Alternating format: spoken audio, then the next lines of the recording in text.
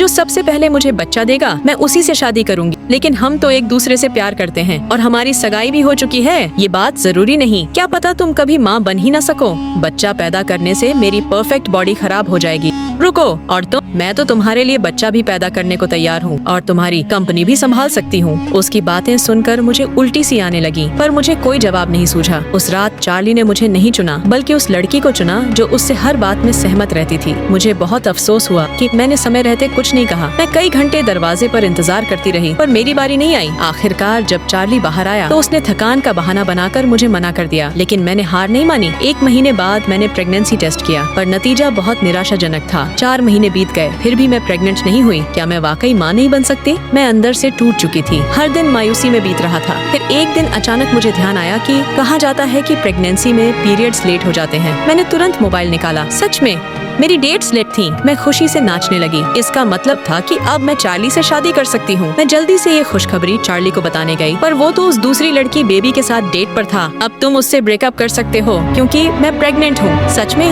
पर लगता है तुम थोड़ा लेट हो गई। बेबी ने मुस्कुराते हुए अपना प्रेगनेंसी टेस्ट दिखा दिया। उसका पेट देखकर लगा वो 3 महीने की प्रेग्नेंट है। निराश मत हो, इसका मतलब सिर्फ इतना है कि तुम्हारी और चार्ली की किस्मत नहीं थी। रुको, मुकाबला अभी खत्म नहीं हुआ है। जो मुझे बेटा देगा मैं उसी से शादी करूंगी। मेरा दिल टूट चुका था। शायद चार्ली ने कभी मुझसे प्यार किया ही नहीं। मैं वॉशरूम में 1 घंटे से ज्यादा बैठी रही। जब जाने लगी तो अचानक बगल के कमरे से अजीब सी आवाजें आने लगी। जिज्ञासा में मैंने झांक कर देखा, बेबी पेट पर एयर पंप से हवा भर रही थी। यानी वो प्रेग्नेंट थी ही नहीं। जैसे ही मैं उससे सारा पैसा ले लूं, मैं उससे तलाक ले लूंगी। अब मुझे उम्मीद की एक किरण दिखी। मुझे लगने लगा अब मेरे रास्ते के सारे कांटे हट चुके हैं। जानू, क्या मैं तुम्हारे साथ रह सकती हूँ? मैं चाहती हूँ कि मेरा बेटा तुम्हारी आवाज सुनते हुए बड़ा हो। मैंने गुस्से में कांटा उठाया और चार्ली के सामने ही बेबी के नकली पेट को फोड़ दिया। चार्ली बहुत गुस्सा हो गया और तुरंत बेबी से रिश्ता तोड़ दिया। उसने हमारी शादी की तारीख तय कर दी। मैं खुद को दुनिया की सबसे खुशकिस्मत लड़की समझने लगी। लेकिन शादी से कुछ दिन पहले मैंने फिर उसी बगल के कमरे से